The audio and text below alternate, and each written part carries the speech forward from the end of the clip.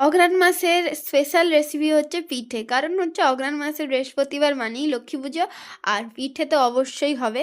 তাই জন্য আমাদের ঘরেও শুরু হয়ে গেছে পিঠে বানানো। দেখতেই পাচ্ছ আজকে নতুন কিছু একটা দিয়ে করা হবে, তাল শাঁস দিয়ে করা হবে এই পিঠেটা আজকে।